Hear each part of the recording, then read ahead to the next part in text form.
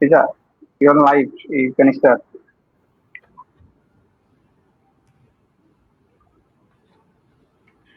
আসসালামু আলাইকুম, শুভরাত্রি সবাইকে। জ্ঞান সম্পর্কে আলো বলুন, যারা জানে এবং যারা জানে না তারা কি সমান? চিন্তা এবং পর্যবেক্ষণের আহ্বান সম্পর্কে বলেন, নিশ্চয়ই আকাশমণ্ডলী ও পৃথিবী সৃষ্টিতে বুদ্ধিমানদের জন্য রয়েছে নিদর্শন। আল-বেরুনি বলেন, the strongest form of worship is seeking knowledge. এই মুহূর্তে যারা আমাদের সাথে যুক্ত আছেন তাদের সবাইকে science and research club BTech এর পক্ষ থেকে জানাচ্ছি আন্তরিক শুভেচ্ছা ও অভিনন্দন। প্রতিটি ইউনিভার্সিটি পড়ুয়া শিক্ষার্থীদের ইউনিভার্সিটি লাইফ থেকে প্রবল ইচ্ছা থাকে কোনো একটা নির্দিষ্ট বিষয়ে রিসার্চ বা ঘাটাঘাটি করা, কিন্তু এই পথ চলা ততটাও সহজ নয় যতটা শুনতে মনে হয়। আজকে আমাদের এই প্রোগ্রামের মাধ্যমে আমরা রিসার্চ করতে প্রয়োজনীয় বিষয়গুলো সম্পর্কে জ্ঞান লাভ করব। আপনাদের সাথে পুরোটা সময় জুড়ে আমি আছি Mohammad Shah Amin Reza, group monitor, science and research club BTech, এবং আমার সাথে আছে Mohammad Amir Khasru, club monitor, science and research club BTech. আপনাদের সবাইকে আমাদের এই বিশেষ রিসার্চ ভিত্তিক লাইভ সেশনে স্বাগত জানাচ্ছি। আজকের সেশনের বিষয় voice of Discovery, A researchers perspective. আজ আমাদের মাঝে প্রধান অতিথি হিসেবে উপস্থিত আছেন বিশ্বের শীর্ষে 1% গবেষকদের তালিকাভুক্ত একজন গর্বিত বাঙালি, যিনি 83,245 বারের বেশি সংখ্যকবার সাইটেড হয়েছেন এবং যার হাই ইন্ডেক্স 145, যা বিশ্বের গবেষকদের মধ্যে একটা অন্যতম অর্জন। তিনি আর কেউ নন, তিনি হলেন professor Saidur Rahman, head of research centre at Sunway University. এছাড়াও বিশেষ অতিথি হিসেবে উপস্থিত আছেন জনাব Mohammad Sala Uddin, adviser, textile and garments merchandising and head of operation Bunon B. চলুন আমাদের সম্মানিত প্রধান অতিথির সংক্ষিপ্ত পরিচয় জেনে নিই। বর্তমানে তিনি সানওয়ে ইউনিভার্সিটিতে রিসার্চ সেন্টারের প্রধান হিসাবে দায়িত্ব পালন করছেন। এছাড়াও তিনি যুক্তরাষ্ট্রের ল্যানচেস্টার ইউনিভার্সিটির অধ্যাপক। তিনি মালয়েশিয়ার ইউনিভার্সিটি মালয়াতে 2002 থেকে 2015 সাল পর্যন্ত অধ্যাপনা করেছেন এবং তিনি আরও ছিলেন KFUMP সৌদি আরবে একজন প্রফেসর। তিনি ন্যানোম্যাটেরিয়ালস, হিট ট্রান্সফার, সৌরশক্তি ও এনার্জি পলিসি নিয়ে গবেষণার মাধ্যমে বৈশ্বিকভাবে পরিচিত।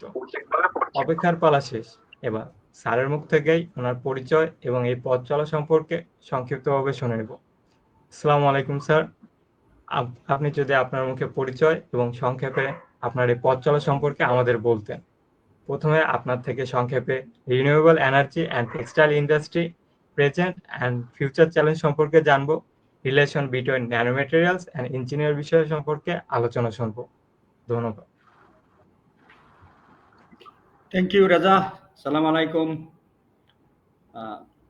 Thank you, Sala Uddin bhai, for joining. Thank you, Amir Khasru, for initiating this event and also for inviting me to share some of my experience on the topic you mentioned and also some broader experience, and also to give me opportunities to share some of my experience through answering your question. Okay, so you can see from here, I'm from Research Center for Nano-Materials and Energy Technology. From the title, you can see that this is my focus. So I work mostly in the area of advanced nanomaterials and application of these materials in energy, solar, heat transfer, thermal, energy storage, which is one of the important aspects for textile industry.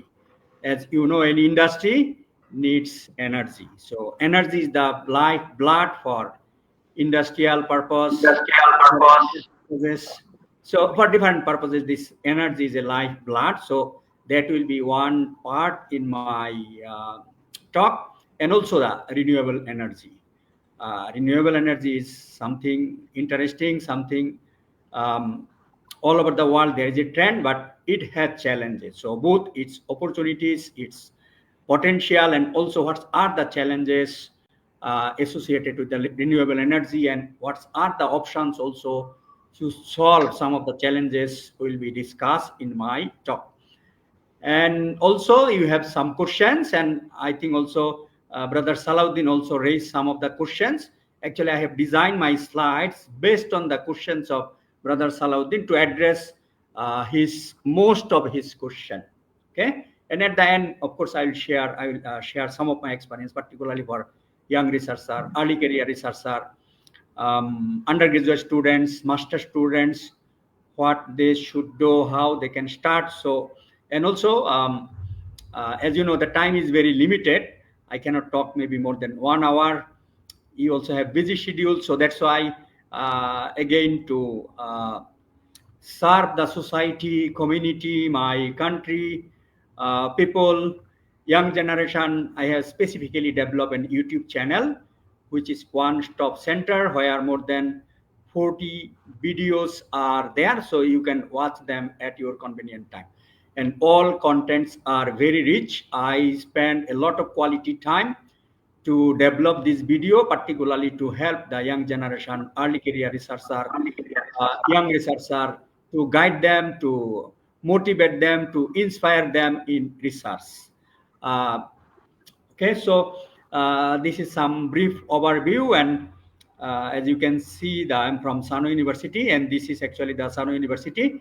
It is a private university, like some of the universities in Bangladesh, but it is slightly different because this organization, particularly education's area, is not for profit, meaning that whatever revenues are generated, it is recirculated for research purpose, for the education purpose. So it does not go to the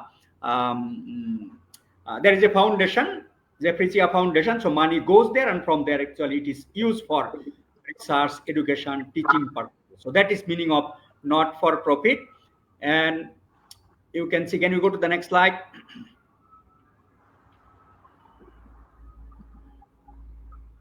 So from this slide, as you can see, Sano University is a private university. So recent ranking in 2026, I think that just announced 2 days back. So as you can see, the Sano University is ranked within 301 to 350 and number 3 in Malaysia. Third, you see the University of Malaya, where I did my master's PhD, I lectures. It was the top university. Now it is parallel with the University of Technology Malaysia, which is also a private university. So as you can see now, among these top 2 universities, Sano University is ranked number 3. And particularly if you see the research quality, its score is 90.1. So I have checked all the scores of all other universities. So Sano University is number 1 in research quality. So that might be the reason you may ask why I joined this private university instead of University of Malaya and King Fahd University. Okay, so because in research, very, very strong. And for your information, this university also gave me huge lab, which is built by spending 1.5 million US dollar. I have team members, I have research facilities, impressive research facilities, as I mentioned. So overall, this university is progressing well. So hopefully next year, maybe it will be ranked within 200. Even in some Shanghai Jiatong ranking, it's already number 200 already in the ranking. So in some rankings, it is much more better. Okay, so this is all about Sano University, even the private university, but research progress, teaching progress, internationalizations are progressing very, very well. So Sunway Group is basically one of the top entrepreneurs in Malaysia. So the chairman, Tan Sri Jeffrey Chia, he has 13 business entities. So education is one of them, but it is not for profit. There are tourism sector, there are real estate sector, there are health sector. So 13 business entities, so very strong. And basically Tan Sri Jeffrey Chia is one of the richest person in Malaysia. So financially very, very strong, and which is actually important for research, product, process development, high quality education. So in that sense, it is very, very strong, financially very strong. Their mission, vision, and they also hired top 1%, top 2% researchers. So around, I think, 40 researchers top 2% at Sunway University. Okay, so overall, this is the strength, quality, ranking position of Sunway University. So this is the reason actually, basically, I joined this university. Okay, thank you. Next slide. So let me start with this why textile industry is important with respect to Bangladesh. Some of the points basically so these are the few important points, particularly for the economic growth, GDP contribution, employment, global exports, competitive advancement. So for this, all these reasons basically, this is very important for the textile industry. So as you know, for economic growth, textile and clothing is very important, one of the driving engine for Bangladesh economic growth and development. For the GDP contribution as well, employment, as you know, in many textile industries, there are many Bangladeshi people are working, so it is also very important. So it's important for the employment sector as well. And most importantly, as you know, the textile is related to the garments industry, and as many of you know that the Bangladesh strength, and Bangladesh is basically strongly dependent on this ready-made garments export and remittance. So I believe you also realize that due to remittance and this ready-made garments product, Bangladesh is still in good condition despite many challenges. So when it is about the ready-made garments export, so certainly textile plays a great role. Okay, and also I think the textile industry, ready-made garment industry is Bangladesh is very competitive, is the world renowned, and I think the leading exporter is due to the low cost labor, and also the textile products are also very cheap, reasonably cheap. Okay, so these are some of the few points why textile industry is important. Most of you know, and I'm sure that Brother Sala Uddin knows much more than that. But to tell you briefly why this textile industry is important with respect to Bangladesh and also the globally. Okay, these are some of the points. Next slide.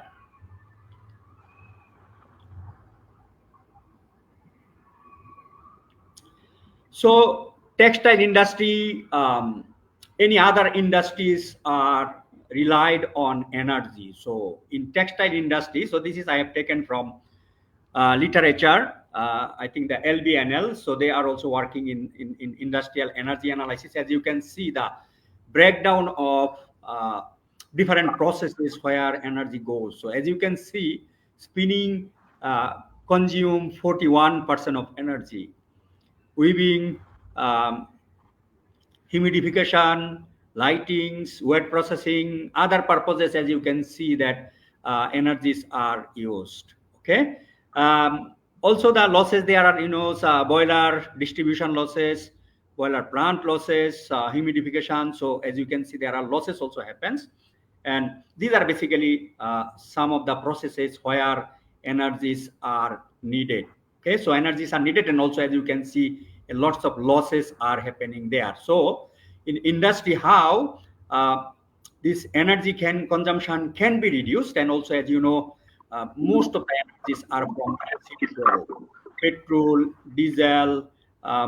These are basically the gas. So these are the main resources. So these pollute the environment. So how this fossil fuel can be reduced by introducing renewable energy, and also as you can see, there are losses. How these losses can be minimized by utilizing the waste heat or using some innovative technologies. So basically, these are the processes where energies are used. Some of the insight from literatures. Okay, next slide, please. So as you have seen, different processes, many types of energies are used. In industry, basically thermal, heat energies, as you can see, the boiler produces steam, thermal energy, and that energies are used for different processes. And also the electricity. Basically, these two types of energies are used at the industry for different processes. And this energy, basically, as you can see, the mostly fossil fuels. As you know, the fossil fuels are responsible for environmental pollutions, and all over the world, this may be exhausted, this may be finished after a certain period of time. And also, as you know, these are controlled by some of the countries. So there are price fluctuations. There are many reasons, as you know, that sometimes there are sudden increase in price. So as a result, there's a volatile situation, pollution. So for many reasons, actually, these fossil fuels need to be replaced by alternative sources of energy. But challenge is these fossil fuel based technologies are for many years and extremely mature. So how new technologies with mature technology can be introduced, and also, as you know, renewable sources of energies are really challenging. So all those challenges I'll be talking later on. Okay, so that's why I think the alternative sources of energy, renewable sources of energy, solar, wind, biomass, hydro, all these need to be explored. Okay, next slide, please.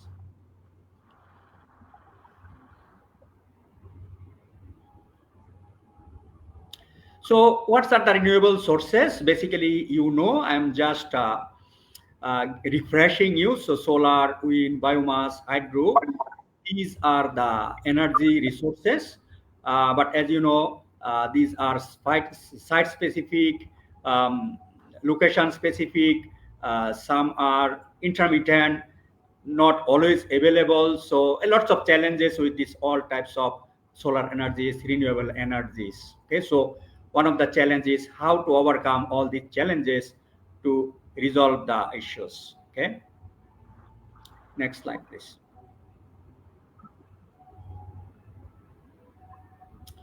So this is important slide. I think the brother Sala Uddin also mentioned some of the point that renewable energy with respect to Bangladesh, and I think it's not only Bangladesh. I think these are the global challenges. So when we talk about the solar energy, as you know, solar panel needs huge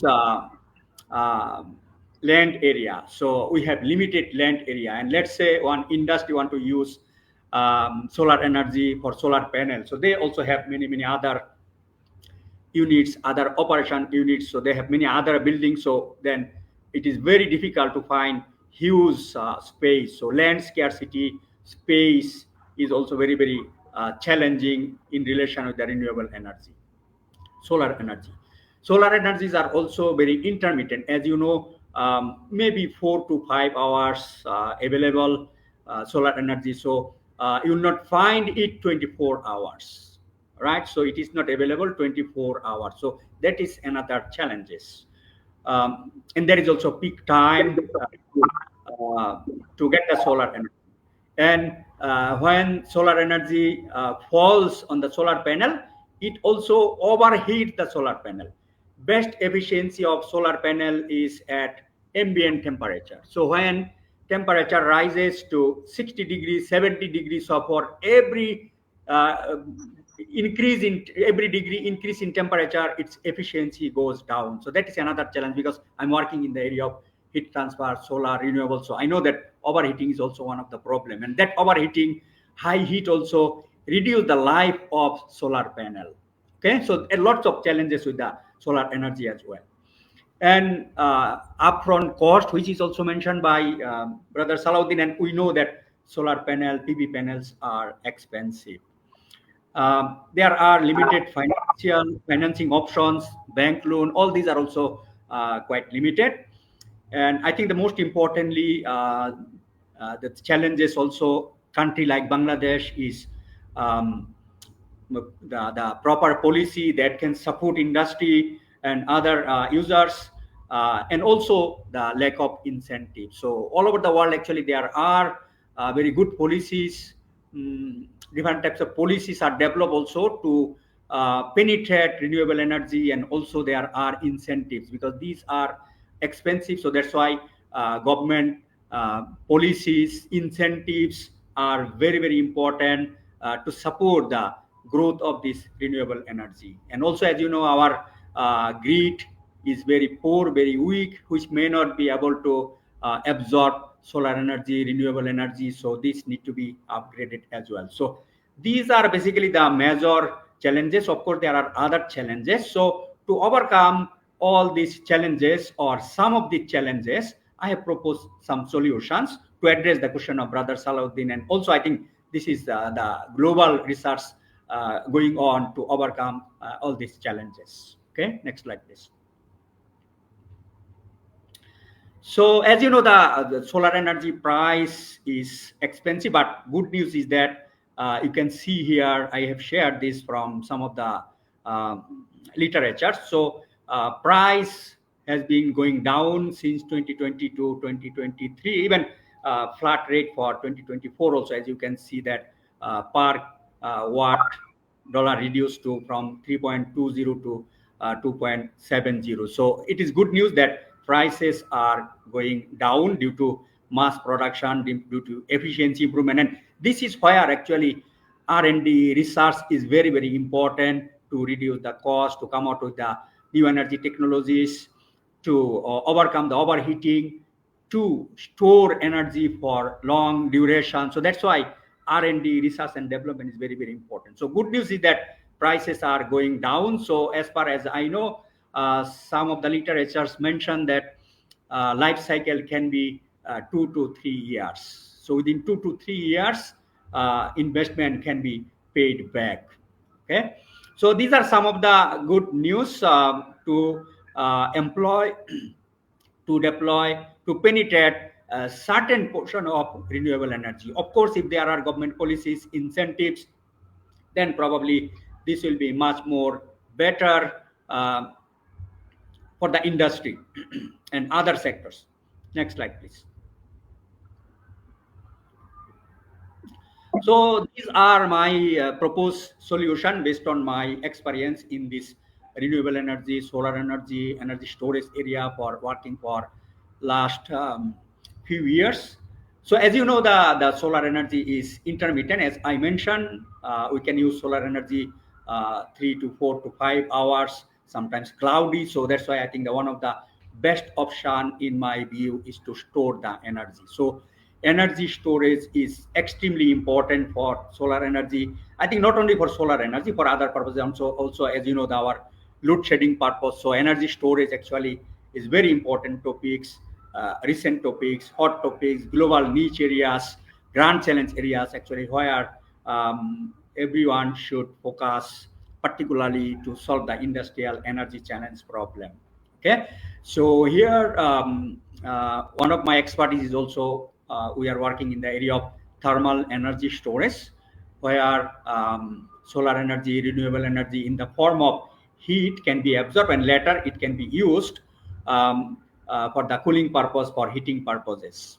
We are also working in the area of hydrogen energy. As you know, that is also one of the clean energy, particularly converting seawater into pure water and then splitting that seawater into hydrogen and water. We are also working in the area of electrochemical energy storage. I think that is the most important global focus.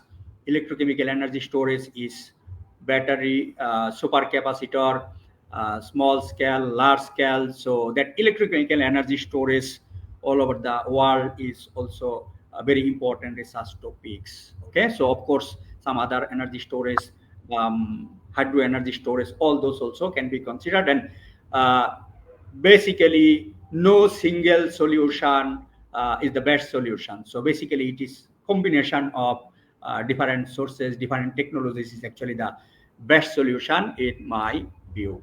Okay, that is about the energy storage. I think again, as you have seen, the solar panel has challenges, difficulties, problems. So all these basically can be solved by doing R&D. So that's why I think that it is very important for Bangladeshi universities, research organizations, and also particularly for the industry. So this is, I think, major challenges, major gaps.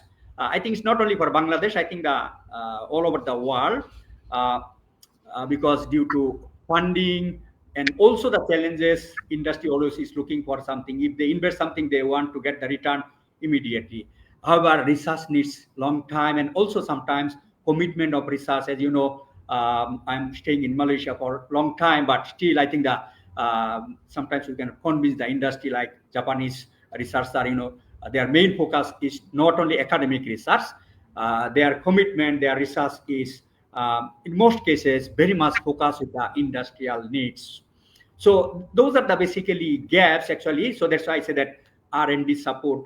So it's not only the academy, it's also the involvement of industry is very, very important. So that that in new technologies to store the energy for longer duration, to reduce the cost of solar panel, to improve the efficiency of solar panels. So there is no other alternatives other than research and development, okay, particularly to develop new technology. And this is where also talent development. So our country, Bangladesh, has a lot of talent.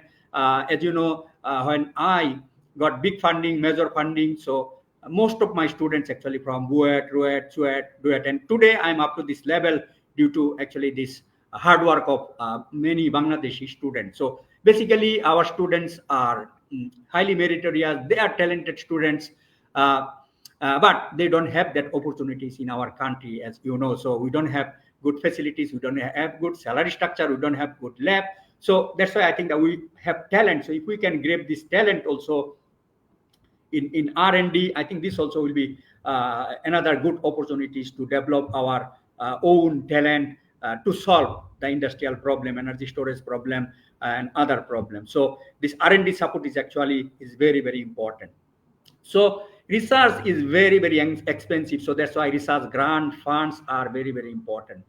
Let me share with my experience. You know that when I was University of Malaya in 2011, 12, actually, there were a lot of funding. The Vice Chancellor brought 596 million Malaysian ringgit from the ministry to improve the ranking reputation of the University of Malaya. So 596 million, can you imagine? Very big amount of funding. Not only that, Malaysia also has LRGS, FRGS, TRGS, various types of research grant funding. Okay, so these are supported for the university's research funding. So research funding is very, very important. So at that time, I got 3.6 million Malaysian ringgit to build the lab to conduct research in solar, renewable, energy storage, heat transfer areas from 2012 until 2020. So 3.6 million is a big amount. And when I joined Sun University, I specifically mentioned you are a private university. Research is very, very expensive. So in front of Tan Sri Zefrici and his board member, I raised this question. And they asked me how much money you need for your research. I said, I need 5 to 10 million Malaysian ringgit to start my research, to build the lab, to build my team. They said that, yeah, we earn more than 900 million, so we'll give you whatever you are asking. So meaning that research need huge research funding. Not only that, you need to buy, you need to download paper, databases, you need huge amount of money. So as far as I know, University of Malaya subscribe 13 million Malaysian ringgit to subscribe all databases. Literature you need to download. So research basically is very expensive. So in that respect, Bangladesh has a lot of challenges. So that's why I think industry also should come forward. I mean, they should not think only the profit of the industry. I think they also should invest long term for the long term purposes, so that the new technologies come, they can solve their own problems. So every industry, I think, should have their own R&D unit, through which basically they can solve their problem. It is expensive practice, but I think that for the long term, now we see that one of the major challenges for most of the industries, I think, the energy, right? So solar energy it is intermittent. You can do not find it more than 4 to 5 hours. So one of the solution is to energy storage. Okay, so China is working very, very hard. They have technologies. I think they have talent similar, even better than the China. Our main challenge is, I think, the funding. So that's why I think if industry come forward with maybe 5% of their revenue or 2% of the revenue, or maybe different consortium groups of industries, they come together to solve a specific problem. I think in this way, actually, many major, particularly some of the challenges can be resolved. That's my feeling. That's my view. So it's not only industry. I think government also should support. So government, industry, international organizations and universities all together actually should form consortium, should form groups, and also come out with the different types of policies, strategies, incentives, whatever needed. These are the ways, even though funding is challenged, I think these are the ways probably some of the challenges can be overcome in the long-term basis. Okay. And also, I think that it's not only funding. I think the academia industry collaboration is very, very important. I think these are the two disjointed area. I think there is a huge gap. Industry does not believe academia. Academia also sometimes may not be committed.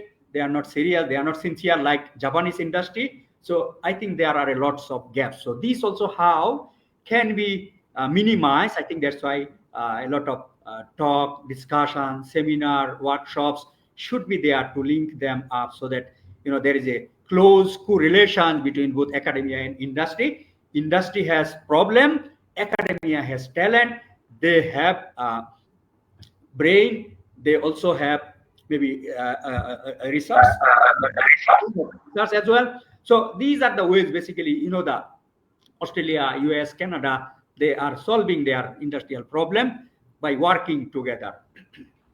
Of course, as I mentioned,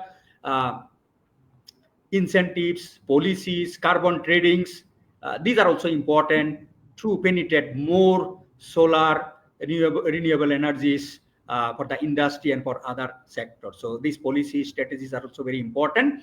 Government can develop policy in consultation with the different types of stakeholders. As far as I know, even though my focus is now more on experimental work, but previously I worked some of the policies also, different types of solar energy policy, renewable energy policy, wind energy policies. I think these are available in the literatures. Some of the policies may be suitable for Bangladesh. And also, again, there are some studies needed, and in my view. So if, let's say, that some of the industries are interested, we can work with some small projects initially with small amount of money. We can study the feasibility studies. We can see what are the policies available in other countries and which will be suitable for Bangladesh. I think with small investment, with some research assistantship, some of the preliminary work is possible to develop this policy, incentives, carbon trading. So I think these are very, very small areas, low-hanging fruits, industry and academia, even with some undergraduate projects also possible, can be done. Okay.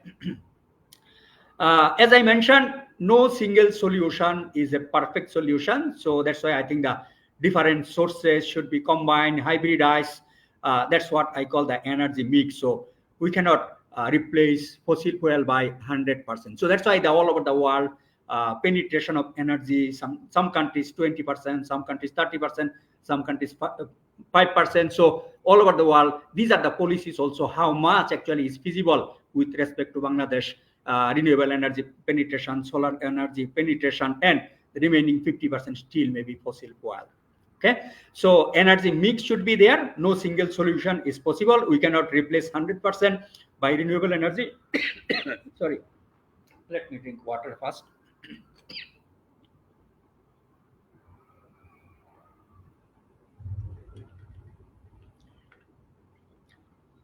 And also, in my view, if we produce solar panel, PV panel using our local resources, so this also will certainly reduce cost, price of solar panel up to certain extent. Okay, local materials also can be sourced, identified. For example, we are working in the area of nanomaterials. So as you know, nanomaterials are very, very expensive. So how cost of nanomaterials can be reduced? So what we are doing, we are using some recycled materials from biomass, from tire, from carbon shoot. Similarly, for example, like jute stick, we also can burn and can produce carbon. So these are some of the ideas by which cost can be reduced. So by using some of the recycled materials in Malaysia in our lab, we managed to reduce the cost of nanomaterials more than 10 times compared to materials available in China. So again, there are lots of local resources which can be recycled, which can be utilized. Similarly, for solar panel, PV panel also, to reduce the cost. As many of you know that cost of developing any technology, materials are major requirement for the industry. Okay, next slide, please. So I'll not talk much about the nanomaterials because these are research and needs a lot of time. Just some flavor. So one of the flavor I mentioned that we managed to reduce the cost of nanomaterials more than 10 times using locally resourced recycled materials. So similarly in Bangladesh also, let's say the patkathi or jute stick also can be burned and can be used for energy source materials. Nanomaterials actually played a great role in different areas, particularly in energy storage. If I talk, so it's electrical conductivity of one of the advanced materials called magazine, which we are working, is 24,000 Siemens per centimeter, which is extremely good for storing electrochemical energy storage for battery supercapacitor. If we talk about the graphene, its thermal conductivity is 5,800, which is extremely high. And you know that graphene is one of the wonder materials. So as I mentioned, solar panel, PV panel is overheated, meaning that is heat need to be removed. So in that case, we use graphene or highly conductive materials. Heat can be transferred very, very fast. So thermal conductivity of graphene is 5,800, is extremely high. Whereas we use water, which thermal conductivity is 0.5, which is very, very poor. So if we suspend this graphene in water, so its thermal conductivity, let's say, will be improved by 200 times, 300 times. So that is actually one of the rules of nanomaterials, which can play a great role in removing the heat and also storing huge amount of energy in the energy storage devices.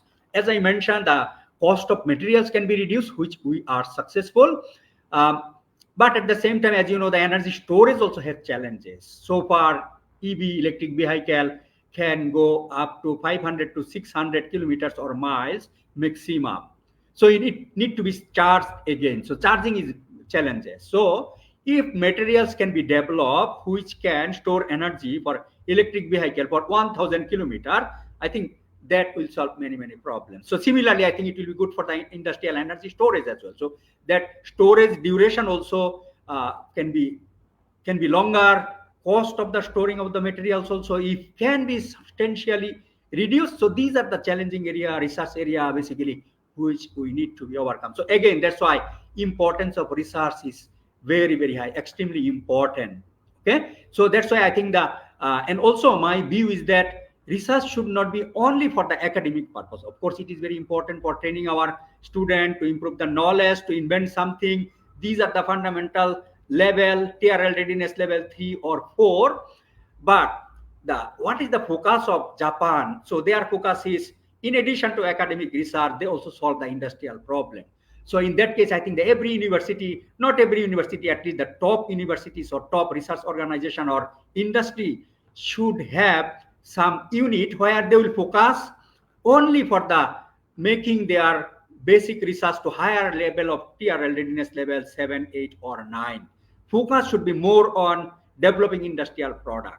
Okay, so the dilemma is with the academia, as you know, the based on my 8 years of experience, academic universities, research organization, they have KPI, key performance indicator. They need to publish, they need to supervise, they need to find grant, they need to teach, they need to contribute society, and in addition, they are asking to do some industrial research. So we human beings, we are not robot.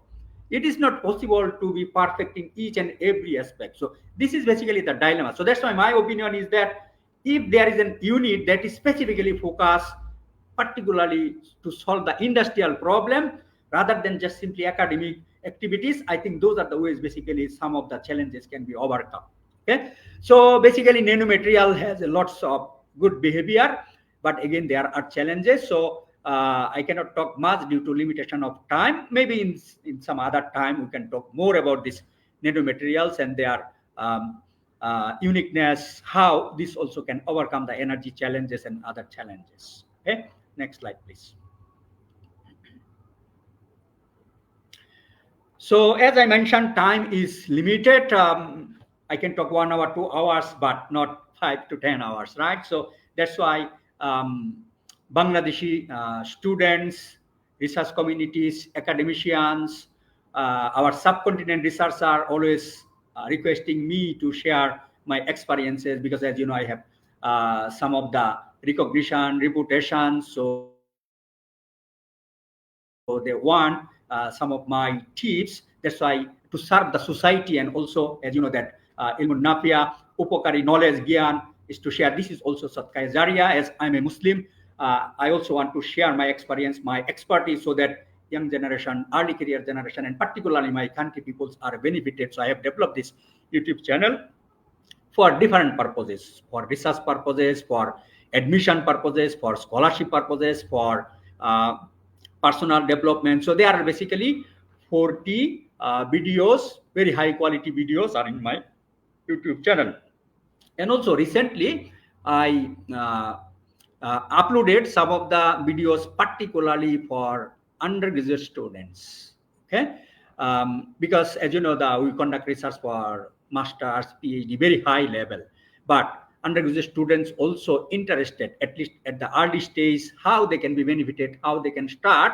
So that's why I have developed, I think, the 4 or 5 videos also to help them, to guide them, so that they also can understand what is the meaning of research, how they can start research at early stage, how to start. I have also uploaded that video in my YouTube channel. And also those who are looking for higher studies, I think there is a specific video also, opportunity, challenges in studying higher studies in overseas countries. So number of videos are related to the higher studies, full funding, how to write proposals. So 40 videos are there. It will be very, very useful for students, academicians, senior people, early career researcher. Okay, so this is the address at the bottom. As you can see, this is my YouTube channel address.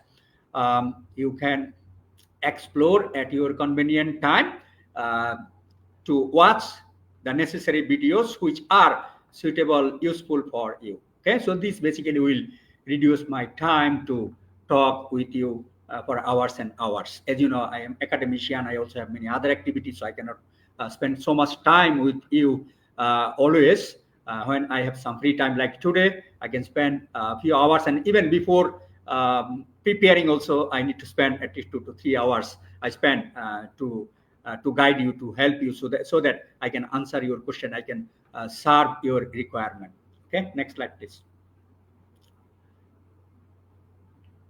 So you also can find me in social media, in addition to YouTube channel, in LinkedIn. I think still there are, you can be connected, but in Facebook, you only can follow. Request for friend list is not possible because it is up to 5,000 only. So here what I do, I share some of my practical tips, research, collaboration, funding, internationalization. So very practical tips based on my daily working, interacting with the students, collaborators, with the international people. I share my experiences and tips in this social media. So you can be engaged, you can be connected there also to get some of my tips over there. Next slide, please. So this is my email address. This is the most convenient way. If you want to collaborate with me, if you want to invite me for seminar talks, if you have any question, you want to pursue higher studies with my group, you want to pursue a PhD, we have full funding PhD scholarship with Sunway University, you can communicate with me with this email address. This is the most convenient way. And also email the YouTube channel address I have given you. Next slide. So these are basically the slides. Now I can go to the question and answer sections, or you want a few minutes break, Mr. Reza? How you want me to proceed? Thanks, sir, for your speech. I am requesting MD Sala Uddin, sir, for his speech, and then I will take some question from him. Then also, as a student, we will share our question. Uh,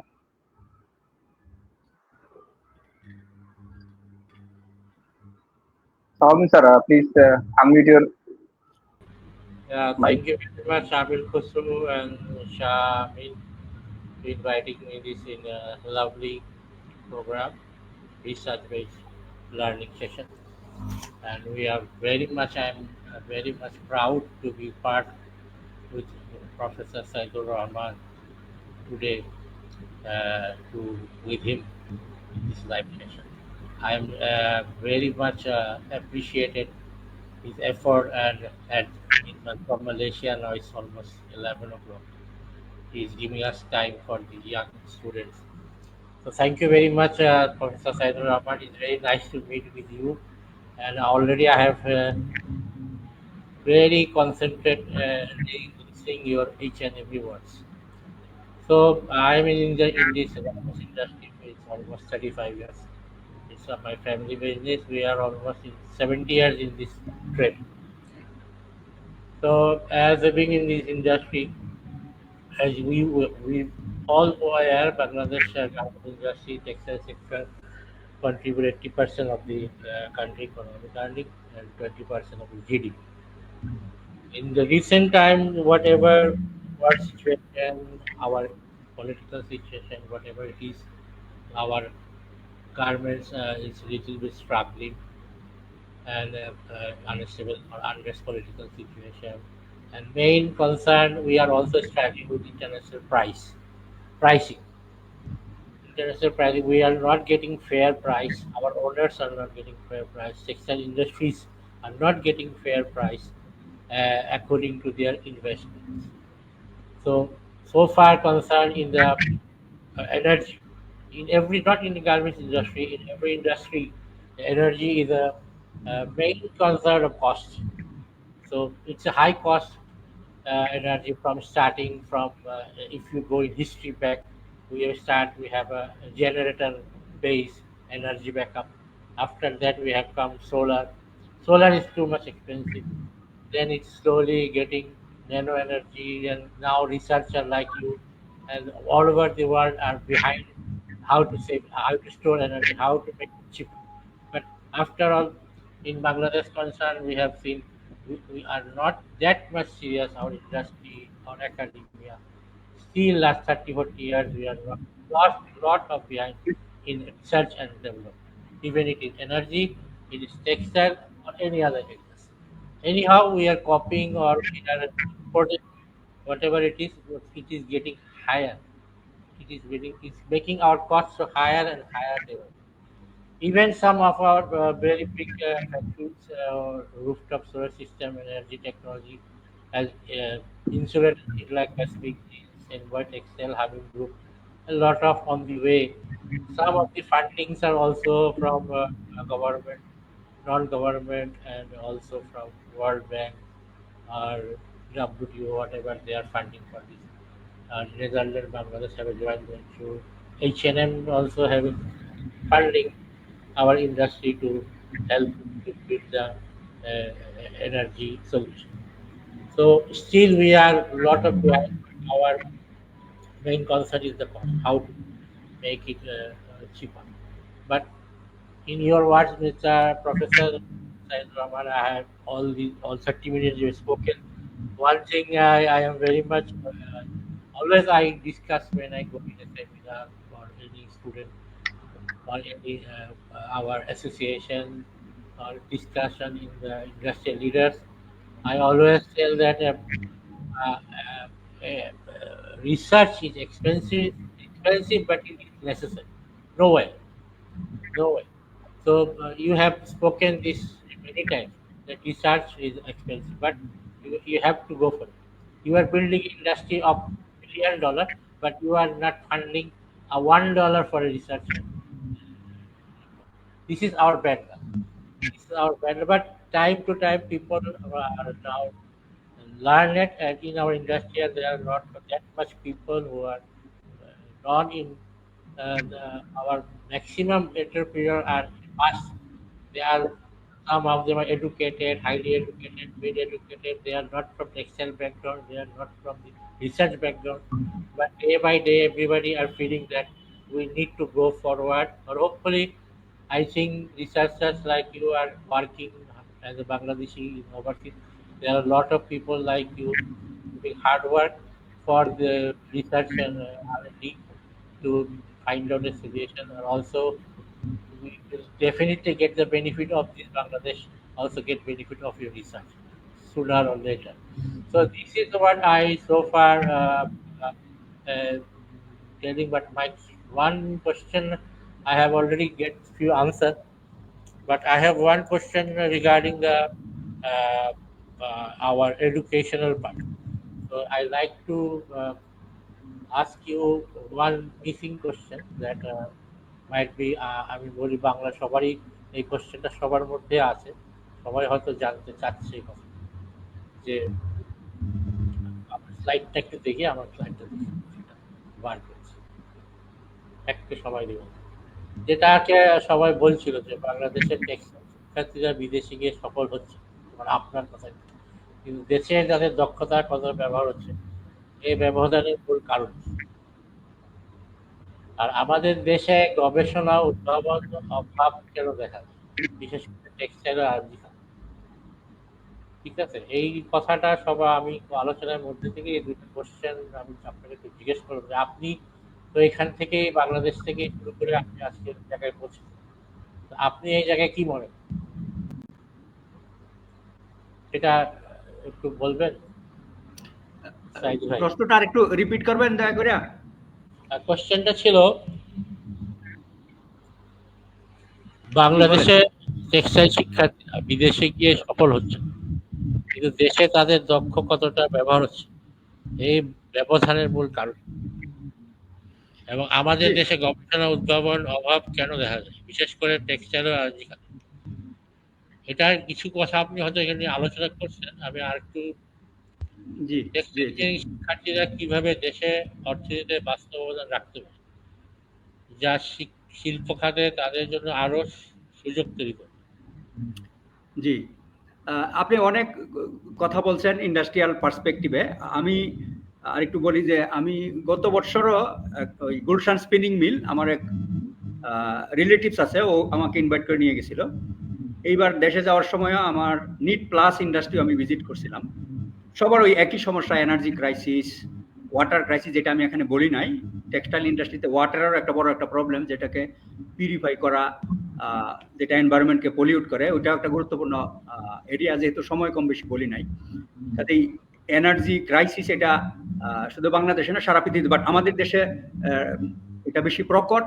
এবং বিশেষ করে আমাদের দেশে যেহেতু আমরা টেক্সটাইলে আমরা leaders, গার্মেন্টসের leaders, কাজেই এই পজিশনকে ধরে রাখার জন্য এনার্জি প্রাইস যদি বাইরে যায় তাহলে গ্লোবাল কম্পিটিশনে আমরা হাইরা যাব, অন্যরা এই মার্কেট দখল করে এনে যাবে। তখন আসলে আলটিমেটলি আমাদের দেশ যে এই গার্মেন্টসের উপর যে নির্ভরশীলতা, রিমিটেন্সের উপর যে নির্ভরশীলতা, এটা কমে যাবে। এটা দেশ বেশ জটিলতায় পড়বে। আমাদের কিন্তু আরো কিছু প্রয়োজন, যেমন আমরা ম্যাক্সিমাম এনার্জিটা কিন্তু স্পিনিং থেকে নিয়ে টেক্সটাইল উইভিং ডাইং পর্যন্তই ম্যাক্সিমাম লাগে। সুইং হাফটাতে কিন্তু এনার্জি কস্টটা খুব একটা ইফেক্টিভ না, ইফেক্ট করে না বড়। আমাদের আমরা কিন্তু এমনিও আমদানি, টেক্সটাইল ডেভেলপমেন্ট হচ্ছে না এইসব কারণে, টেক্সটাইলে মানুষ আগাইতে পারতেছে না, ওয়াটার প্রবলেম, এনার্জি প্রবলেম, পরিবেশের সমস্যা। আমাদের ভৌগোলিকভাবেও কিন্তু আমাদের ডিসঅ্যাডভান্টেজ আছে টেক্সটাইলকে গ্রো করার।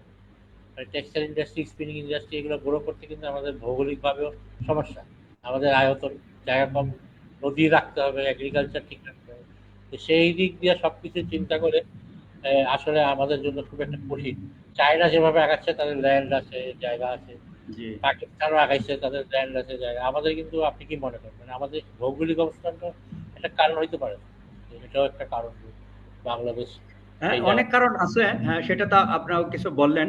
যাক, আপনার ওই প্রশ্নের উত্তরটা আমি দেই। যে আমাদের, যেটা আমি বললাম যে আমাদের দেশের, আমি তো সৌদি আরবে ছিলাম, এখানে 26 বছর, সৌদি আরব 2 বছর। আমি যদি বলি যে আমাদের দেশের ছেলেদের যে মেধা, এখনকার সিচুয়েশনটা হয়তো ভিন্ন, কিন্তু আমাদের বিগত বছরগুলোতে আমাদের যে এডুকেশন সিস্টেম ছিল, ইট ওয়াজ ভেরি ভেরি স্ট্রং। এই জন্য আমি কিন্তু বাংলাদেশি ছাত্র বেশি নিতাম। এবং আজকে আপনি দেখেন আমার এই পজিশন, চেয়ার প্রফেসর, ডিস্টিংগুইশ, সর্বোচ্চ পজিশন বিদেশের মাটিতে আমাকে, যেখানে খুব ডিফিকাল্ট পাওয়া ফরেনারদের, এখানে আমাকে সর্বোচ্চ পজিশনগুলি দিয়েছে। এবং এর পিছনে কিন্তু এই বাংলাদেশি ছাত্রদের মেজরিটি 80-90% অবদান বাংলাদেশি ছাত্রদের। বুয়েট, রুয়েট, চুয়েট, এসইউএসটি, মানে মেধার দিক দিয়ে আমাদের ছাত্ররা খুবই মেধাবী। আমি যদি বলি, সৌদি আরবে গেছিলাম, ওখানেও আমাদের দেশের লেভেলের যে কোশ্চেন প্যাটার্ন, যে ডিফিকাল্ট বা চ্যালেঞ্জিং কোশ্চেন গুলা করা হয়, মানে এটাই তো ট্রেনিং। মানে যখন আপনি চ্যালেঞ্জিং সিচুয়েশনে তৈরি করবেন ছাত্রদের জন্য, আমাদের রিসার্চারদের জন্য, এটা যখন সে ওভারকাম করবে তখন সে জানে কিভাবে প্রবলেম গুলো সলভ করতে হবে। ওই চ্যালেঞ্জিং সিচুয়েশন যদি এখনকার দেশের ছেলেপেলেদের দেওয়া হয়, ওরা 95% টিকবে না, আর আমাদের ছেলেরা 95% টিকবে। কারণ আমাদের ছেলেরা ওই এডুকেশন সিস্টেমের ভিতর দিয়ে গেছে এবং মেধাবী, হার্ড ওয়ার্কিং, পরিশ্রমী। যেটা এখানে আমির খসরু প্রশ্ন করছে যে ভালো গবেষক হইতে হলে, ভালো মানুষ হইতে হলে, ভালো কোনো কিছু করতে হলে কি কি দরকার, কাজেই হার্ড ওয়ার্কিং, মেধা এটা গুরুত্বপূর্ণ জিনিস। আমাদের মেধা আছে, কিন্তু আপনি তো দেখেন আমাদের রিসোর্সের বড় সমস্যা। রিসার্চ করতে গেলে ওখানে ফান্ডিং দরকার। শুধু ফান্ডিং না, এখানে আপনি দেখেন আমাদের দেশের যে পলিটিক্যাল সিচুয়েশন, আনরেস্ট, অনেক কিছুই নেই, অনেক বাধা আছে, হ্যাঁ অনেক অনেক বাধা আছে। এখন আসলে এটা তো আলটিমেটলি আমাদের দেশ, এখন সবাইকে মিলা এটাকে গড়তে হবে, এই চ্যালেঞ্জ ওভারকাম করতে হবে। এদেরকে কিভাবে দেশে নিয়ে আসা যায়, আমার মনে হয় এখনো পলিসি ডেভেলপ করতে হবে, অ্যাওয়ারনেস ক্রিয়েট করতে হবে। যারা বিদেশে যাচ্ছে, বিদেশ থেকেও, বিদেশে থাকুক, বিদেশে থাকার সাথে সাথে যদি এদেরকে দেশে এঙ্গেজ করা যায়। আমি দেশে কিছু কন্ট্রিবিউট করার জন্য ইন্টারেস্টেড। আমি কিছু কোলাবোরেট করতেছি যশোর ইউনিভার্সিটির সাথে, আইইউবিএটির সাথে, জগন্নাথ ইউনিভার্সিটির সাথে। আমার মনে হয় যে এরকম পলিসি যদি ডেভেলপ করা যায়, তাদেরকে ভিজিটিং পজিশন বা পার্ট টাইম পজিশন যদি দেওয়া যায়, তারাও দেশের কিছু কন্ট্রিবিউট করুক, আসা যাওয়া হোক, এইভাবে রিলেশনশিপটা তৈরি করা। আর যারা মেধাবী বিদেশে আছে এদেরকে পার্ট টাইম হিসাবে এখানে এঙ্গেজ করা হোক, তাহলে হয়তো কিছু কাজকর্ম হবে।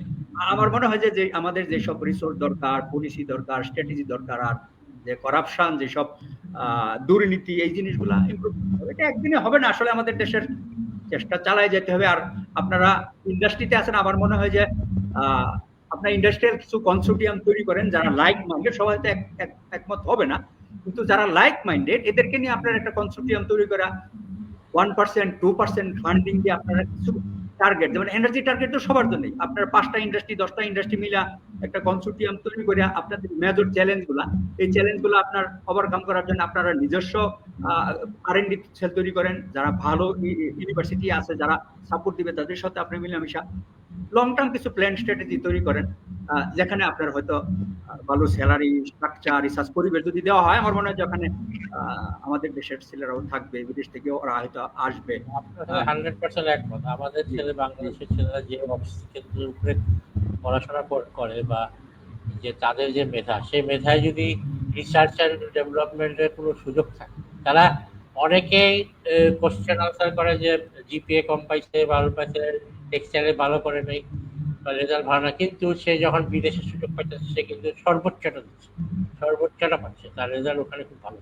এটার মধ্যে বোঝা যায় যে আমাদের এখানে যদি সেই সুযোগটা তো নাই, বাস্তবতা বলতে আমাদের সেই সুযোগ একদমই নাই, যার কারণে রিসার্চ করতে হলে অনেক সময় খুব ভালো রেজাল্টের দরকার নাই। আমার কাছে অনেক সময় নিচে সিজিপিএ দিয়ে বেশ ভালো করছে, ভালো রিসার্চ জিনিসটা লাগা থাকা, সেটা আমি বলবো না। আমি তো গত 8 বছর ধরে এদের সাথে যুক্ত আছি, এদের সাথে কোলাবোরেশন করে কাজ করার চেষ্টা, এদের ভয়েসটা ইন্ডাস্ট্রির কাছে ধরার চেষ্টা করতেছি, আপনাদের সাথে যুক্ত করার চেষ্টা করতেছি। তো যাই হোক, আসলে খুব একটা ভালো, সুন্দর, আমরা অনেক কিছু জানতে পারলাম আপনার থেকে। এখন আমি একটু ছোট্ট প্রশ্ন, আপনার মালয়েশিয়া নিয়ে আপনি মালয়েশিয়ার বাংলাদেশের যে এই যে ডেভেলপমেন্ট, মালয়েশিয়া অনেক ডেভেলপ, বাংলাদেশ থেকে ইন্ডাস্ট্রিয়াল বেইজে ওরা কি কাজ করছে আপনার এই জায়গায়, আমাদের কাজের সাথে তাদের কাজের পার্থক্যটা কি? এখানেও আসলে আমি যদি ওভারঅল সিচুয়েশনটা বলি, জাপানের সাথে কম্পেয়ারেবল হবে না, ওয়েস্টার্ন কান্ট্রির সাথে কোলাবোরেশন হবে না। তবে এদের কিছু স্ট্র্যাটেজি আছে, কিছু ফান্ড আছে, কিছু রিসার্চ ইউনিভার্সিটি আছে যাদের ফোকাস ইন্ডাস্ট্রিয়াল প্রবলেম সলভ করা। আর এখানে ওই গভর্নমেন্টেরও যদি দেখা যায় টিআরএল রেডিনেস লেভেল একটু হাই থাকে, সেটাকেও গভর্নমেন্ট সাপোর্ট দিয়ে আপনাকে সেটাকে টিআরএল রেডিনেস লেভেল 8-9 করে যায়, এবং ওখানে আবার ইন্ডাস্ট্রি কিছু সাপোর্ট দেয়। জাপানের লেভেলে না, বাট এখানেও কিছু কাজকর্ম হয়, চলতেছে ইন্ডাস্ট্রির সাথে, ফান্ডিং আছে, ইন্ডাস্ট্রিও ইন্টারেস্টেড। তারপরে কিছু চ্যালেঞ্জও আছে, তবে অফকোর্স বাংলাদেশের তুলনায় বেটার। জি, আসলে নেক্সট লেভেলে যেতে পারি ইনশাআল্লাহ। সালাউদ্দিন ভাই, জি জি জি, আমার অনেক ধন্যবাদ। জি স্যার, অনেক ধন্যবাদ। দেশে আসলে আপনার ইন্ডাস্ট্রি ভিজিট করব ইনশাআল্লাহ। ইনশাআল্লাহ, ধন্যবাদ স্যার অনেক সুন্দর কোশ্চেন অ্যানসার করার জন্য। তো আমরা industry, renewable energy, solar energy, energy crisis নিয়ে অনেক কিছু শুনলাম। তো এবার আমরা কিছু স্টুডেন্ট পার্সপেক্টিভে কিছু কোশ্চেন শুনবো আর অ্যান্সার নিবো, যেহেতু আমরা স্টুডেন্ট, দিন শেষে আমরা কিছু মোটিভ লাগে যে আমি কেন এখানে যাব, কি মোটিভেশনটা কাজ করে। তো স্যারের কাছে আমাদের প্রশ্ন থাকবে, সাইদুর রহমান স্যারের কাছে, যে আপনি কিভাবে গবেষণা জগতে হ্যাঁ, জি তোমাদের জি কিছু প্রশ্ন আমাদের আছে, ওই স্লাইডে চলে যাও, ওখানে আমি দেই ওই প্রশ্নগুলোর উত্তর দেই, তারপরে আবার কিছু প্রশ্ন নিব। নেক্সট স্লাইডে চলে যাও। হ্যাঁ, ওকে ওকে, এখানে 4টা প্রশ্ন আমি রাখছি, আর বাকি 4টা প্রশ্ন নেক্সট ইয়াতে রাখছি, তারপরে অতিরিক্ত প্রশ্ন আসলে আমি সেগুলোর উত্তর দিব। আসলে অনেক সময় হয় কি, মানুষ প্ল্যান করে একটা, কিন্তু আল্লাহ প্ল্যান করে আরেকটা, এবং আলটিমেটলি অনেক সময় আমাদের প্ল্যান কাজ হয় না। আমার ইচ্ছা ছিল আসলে বিদেশে আসবো, রিসার্চ গবেষণা করব, হয়তো একাডেমিশিয়ান হবো বা ইন্ডাস্ট্রিতে যাবো, আসলে ওরকম কোনো কমপ্লিট ছিল না, বাট বিদেশে আসবো এটাই আমার একটা প্ল্যান ছিল। আমি বুয়েট থেকে যখন 1997-এ বের হলাম, বের হওয়ার সাথে সাথে আসলে একটা আলহামদুলিল্লাহ একটা স্কলারশিপ হলো ইউনিভার্সিটি অফ মালায়াতে, স্কলারশিপ বা রিসার্চ অ্যাসিস্ট্যান্টশিপ এনার্জির উপরে। যেহেতু সুযোগ পাইলাম আর বিদেশে যাওয়ার একটা চান্স, এবং বের হয়ে সুযোগ পাইলাম, কাজে সেই সুযোগটা আমি গ্রেপ করলাম। তখন আসা এখানে আমি মাস্টার্স শুরু করলাম এনার্জির উপর, energy efficiency, energy policy, energy standard, রিসার্চও করলাম, মাস্টার্সও করলাম, একটা ডিগ্রি হইলো। এটা শুরু। এবং মাস্টার শেষ করার সাথে সাথে ওখানে যেহেতু রিসার্চ গবেষণায় একটু ভালো ছিলাম, কিছু পেপার পাবলিকেশন হয়েছে, তখন ইউনিভার্সিটি মালায়ার ডিন আমাকে ইনভাইট করলো লেকচার হিসেবে জয়েন করার জন্য। নর্মালি পিএইচডি ছাড়া বিদেশিদেরকে কখনো রিক্রুট করা হয় না। তখন শেষ দিকে আমি হয়তো লাস্ট পার্সন ছিলাম যে মাস্টার ডিগ্রি দেয়া, যেহেতু কিছু গুড কোয়ালিটি পাবলিকেশন ছিল, তখন আমি ইউনিভার্সিটি মালায়াতে জয়েন করলাম। এবং এইটাও আরেকটা ইম্পর্টেন্স অফ রিসার্চ বলার ক্ষেত্রে খুব গুরুত্বপূর্ণ, যেহেতু আমার 4-5টা ভালো কোয়ালিটি পাবলিকেশন ছিল, ওই ইউনিভার্সিটি থেকে ডিগ্রি করছি, তখন ডিন আমাকে বুঝলো যে হয়তো পটেনশিয়াল থেকে রাখাটা বেটার হবে, যদিও আমি বিদেশি, যদিও পিএইচডি হয়নি, আমাকে লেকচারার পজিশনটা দিল। এই তো এইভাবে আসলে আমার শুরু হলো। যখন লেকচারার হিসেবে জয়েন দিলাম, তখন এই জুনিয়র অবস্থায় আমি একটা রিসার্চ ফান্ড অ্যাপ্লাই করলাম, এবং তখন আসলে এত ফরচুনেট আলহামদুলিল্লাহ, ওখানে পিএইচডি হোল্ডাররা, প্রফেসররাও ফান্ড পায় না। আমি মাত্র জয়েন দিছি, 120,000 মালয়েশিয়ান রিঙ্গিটের একটা প্রজেক্ট পাইলাম। এই প্রজেক্ট পাইলাম, প্রজেক্ট পাওয়া মানে তো রিসার্চ গবেষণার শুরু, যেটা বললাম যে আসলে রিসার্চ গবেষণা করতে হলে প্রজেক্ট দরকার, ফান্ডিং দরকার। তখন বাংলাদেশি বুয়েটের একজন ছাত্র আমি নিলাম, এবং এইভাবে আস্তে আস্তে শুরু হলো। ইন দ্য মিন টাইম আমি আমার নিজস্ব পিএইচডি শুরু করলাম। এই তো আমার কিছু ছাত্র হলো, আমার নিজস্ব ছাত্র হলো, আন্ডার গ্রাজুয়েট কিছু ছাত্র হলো, এইভাবে রিসার্চ গবেষণা শুরু করলাম, এবং 2008-এ আমার পিএইচডিটা কমপ্লিট করলাম। পিএইচডি কমপ্লিট করার পরে পিএইচডি তো গুরুত্বপূর্ণ একটা, যে PhD plus academic job, lecturer is difficult. তখন থেকে আমি প্ল্যান করলাম যে আমি ভবিষ্যতে কিভাবে আগাবো, আমার রিসার্চ গবেষণা কিভাবে আগাবে। তখন আমার রিসার্চ টপিক ছিল household appliance. Research topic is very very important. Household appliances আসলে এটার ইম্প্যাক্ট এতটা নাই, বাট এটা তো ট্রেনিং। আসলে ইনিশিয়ালি মাস্টার, আন্ডার গ্রাজুয়েট হলো ট্রেনিং, এগুলো যে এক্স্যাক্টলি আমরা যে ইন্ডাস্ট্রিয়াল ট্রেনিং বা খুব হাই লেভেলের রিসার্চ করবো তা না, রিসার্চ ট্রেনিং। কাজে আমার ট্রেনিং এনার্জির উপর ট্রেনিং হয়েছে, দ্যাট ইজ এনাফ। স্লোলি আমি পিএইচডি করার পরে, পিএইচডিও আমার এনার্জি পলিসির উপর ছিল, খুব হাই ইম্প্যাক্ট টপিক ছিল না। পিএইচডি করার পরে তখন আমি আস্তে আস্তে চিন্তা করলাম যে আমার রিসার্চ টপিকসটা কি হবে, আমার ফিউচার কি হবে। তখন আস্তে আস্তে আর একটু মুভ করতে থাকলাম। আমার রিসার্চ টপিক হাউসহোল্ড অ্যাপ্লায়েন্সেস থেকে কমার্শিয়াল সেক্টর এনার্জিতে আমি মুভ করলাম। তারপরে নেক্সট স্টেজে 2-1 বছর পরে আবার ইন্ডাস্ট্রিয়াল এনার্জি সেক্টর দিকে মুভ করলাম। এবং আস্তে আস্তে আমার head of the department join দেওয়ার পরে উনি আবার ন্যানো টেকনোলজি তখন খুব হট রেসিপি, রিসার্চ গবেষণা করতে হলে hot global grand challenge areas, ওই ন্যানো রেসিপিটাও আমি দিলাম। কাজে তুমি দেখো, হাউসহোল্ড অ্যাপ্লায়েন্সেস থেকে industry, commercial sector, nano materials, এই রেসিপিগুলো যখন আমি অ্যাড করলাম, তখন আসলে আস্তে আস্তে আমার রিসার্চ, সাইটেশন, পাবলিকেশন, এই জিনিসগুলো আস্তে আস্তে বাড়তেছে। মানে এইভাবে আমি শুরু করছি। যেহেতু আমি মাস্টার্স করতে আসি, মাস্টার জিনিসটা রিসার্চ বেস, এটা পলিটিক্যাল বেস ছিল না। এবং আস্তে আস্তে যখন আমি ছাত্র নিলাম, গ্রান্ট পাইলাম, এই জিনিসগুলো আসলে যখন আমি রিসার্চ শুরু করছি, রিসার্চের জন্য আমাকে মোটিভেশন ধরে আমাকে লেকচারশিপ দেওয়া হলো। এবং আস্তে আস্তে যখন দেখলাম যে আরো উপর লেভেলে যাচ্ছি, তখন আরো বড় বড় রিসার্চ ফান্ডিং পাওয়া যাচ্ছে।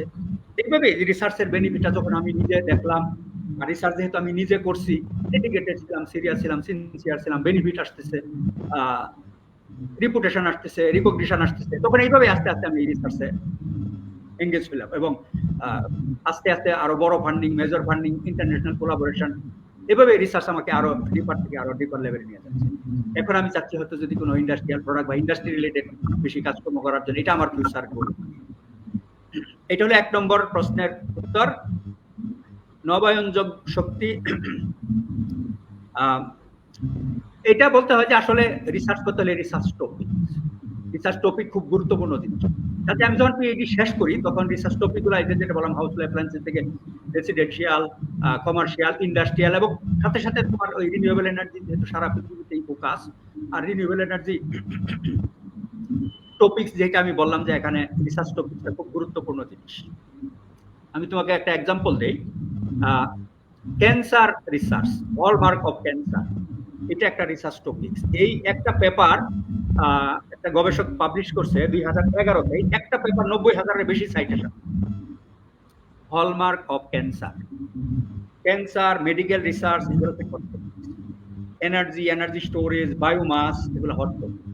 কাজে আমি তখন একটু করলাম আমার পিএইচডি শেষ করার পরে কোন টপিকগুলা বেটার ইম্প্যাক্ট দেয় অন্য টপিক্সের তুলনায়। আমি কিছু রিসার্চারদের, ধরো এমআইটি রিসার্চার, হার্ভার্ডের রিসার্চার, ওয়ার্ল্ডের ভিতরে যারা টপ, ধরো প্রফেসর উমর ইয়াগি, এটা আমার এরিয়া ছিল না, উনি নোবেল লরেট, এরকম যারা টপ রিসার্চার, ওদের প্রোফাইলগুলো আমি দেখতাম যে ওরা কি পাবলিশ করে, কোথায় পাবলিশ করে, ওদের রিসার্চগুলো কি।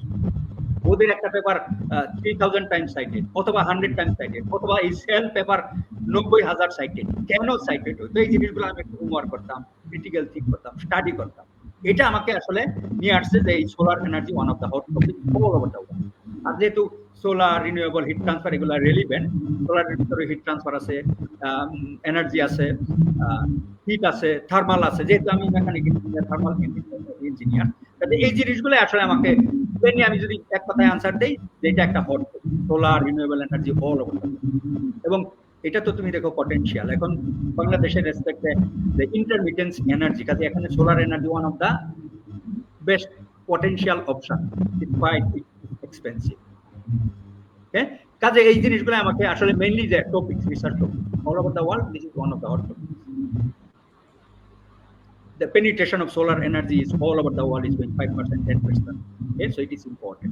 Practically, this is already solar panels are available. So how this can be improved? So these are the things actually attracted me to work in the area of renewable energy, solar energy. আপনার মতে আপনার সবচেয়ে গুরুত্বপূর্ণ গবেষণা, আমি research করি nano materials, এটার cost রিডাকশনের জন্য এবং নতুন ম্যাটেরিয়ালস বা কম্পোজিট ডেভেলপ করার জন্য, এটা একটা রিসার্চ এরিয়া। আরেকটা হলো solar, renewable, heat transfer thermal, যেহেতু আমি মেকানিক্যাল ইঞ্জিনিয়ার। আর হলো এনার্জি স্টোরেজ, সোলার এনার্জি। এদের ভিতরে যদি আমি বলি গ্লোবাল রিকোয়ারমেন্ট, লোকাল রিকোয়ারমেন্ট, সারা পৃথিবীর যেসব চ্যালেঞ্জ, ওই হিসাবে এই energy storage is the most important resource.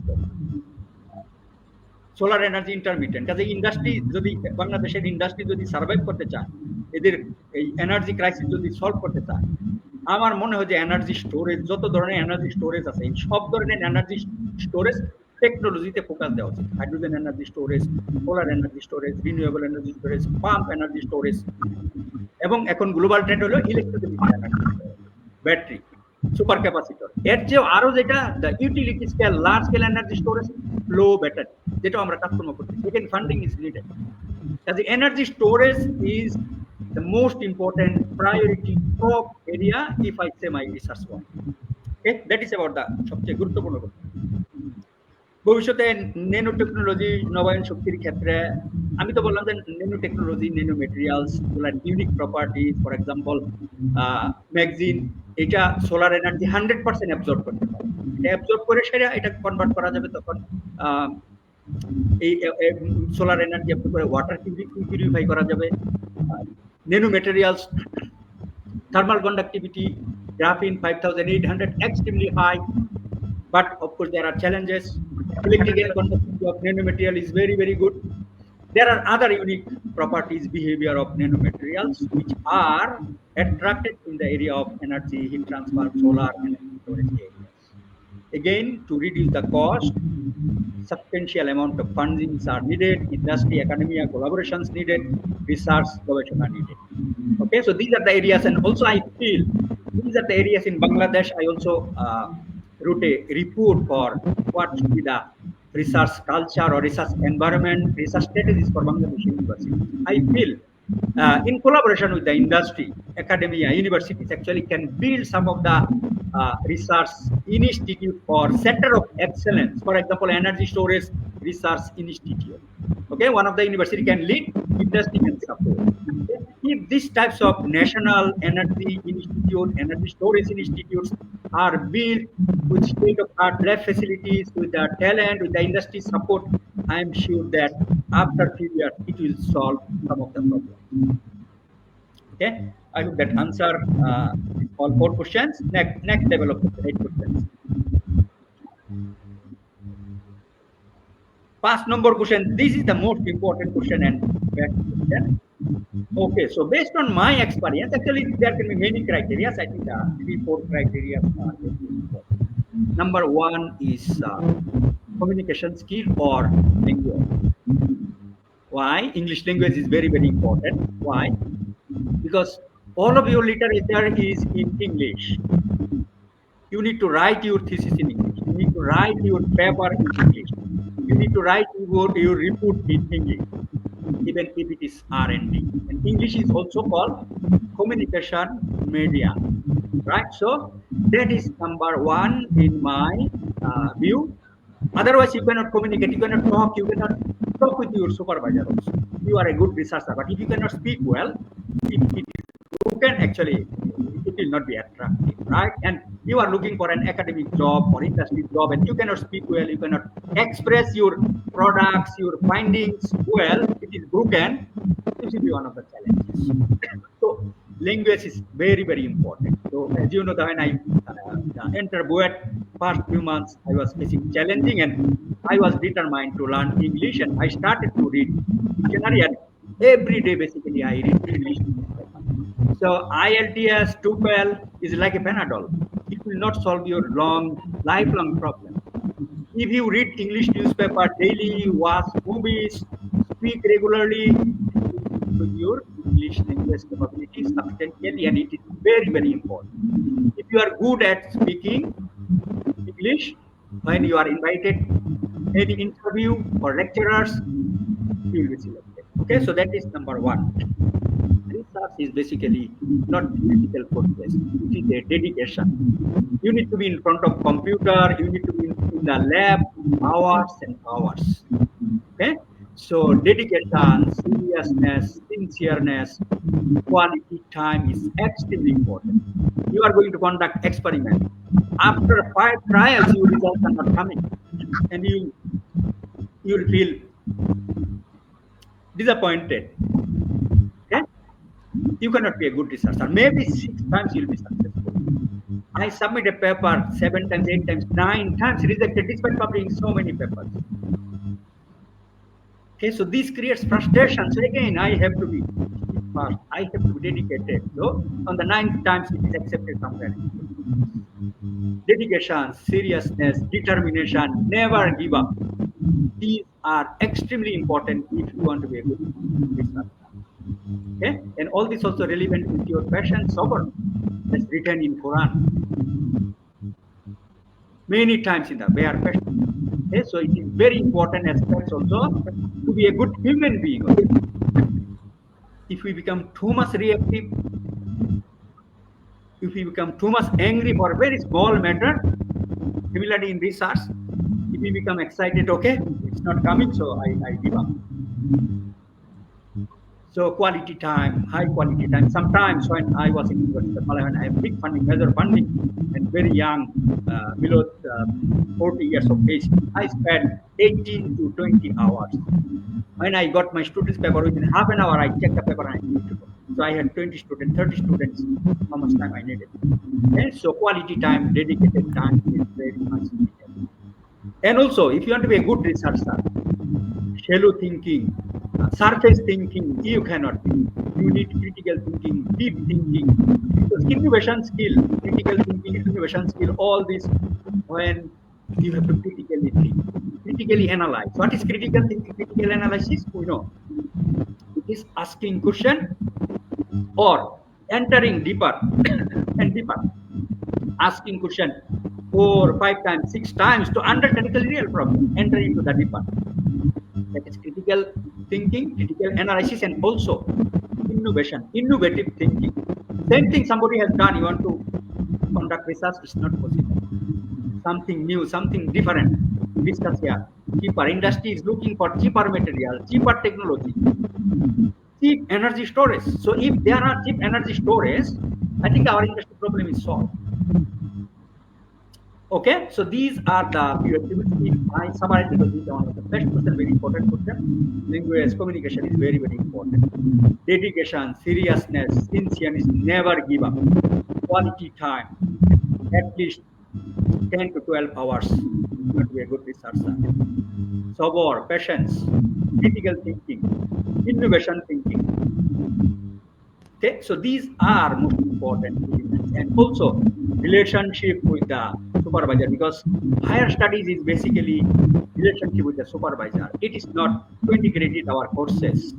Research, masters by research, actually with two supervisor. It can be two supervisor, it can be three supervisor. PhD solely with the supervisor. They are the powerful people. They are your guardian. They are your father. So again, this is interaction. How you will make a good relationship, how to overcome it. Supervisor is sometimes process will give you challenges. So how you will overcome this? My supervisor asked me, okay, you come, you cannot go tonight. I was whole night. Okay? My wife was crying. That's not no. But I have to listen to my supervisor. Sometimes I just escape and next day he would call. So I have to bear patience. Okay, so how to manage the human being, how to work with the supervisor. So again, these are social skills, human skills are very, very needed.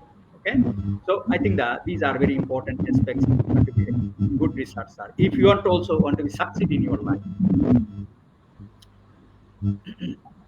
Honours বা masters পর্যায়ে গবেষণা করতে চায় তাদের জন্য একটি পরামর্শ।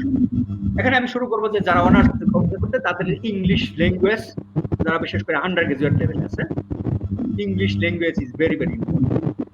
ইংলিশের সাথে সাথে যখন এই ধরনের সেমিনার হয়, আমি আজকে যে সেমিনার দিচ্ছি এরকম সেমিনারে অ্যাটেন্ড করা, সোশ্যাল মিডিয়াতে অনেক ইউটিউব চ্যানেল আছে, অনেক ফেসবুকে অনেক রিনাউন্ড রিসার্চার আছে, তারা টিপস দেয়, তারা কিভাবে টিপস দেয়, অনেক ভিডিও কন্টেন্ট আছে রিসার্চ এট আন্ডার গ্রাজুয়েট লেভেল। আমার ইউটিউব চ্যানেলেও দেখো রিসার্চ এট আন্ডার গ্রাজুয়েট লেভেল, ওই ভিডিওগুলো দেখো, এগুলো তোমাদেরকে গাইড দিবে how to conduct research at early stage. Experiment যখন করতে যাও এটার ভিতরে কিউরিসিটি দেখো, এক্সপেরিমেন্টাল অ্যানালিসিস গুলো তুমি এক্সপ্লেইন আরো ডিপার লেভেলে এক্সপ্লেইন করো, হোয়াই হ্যাপেন।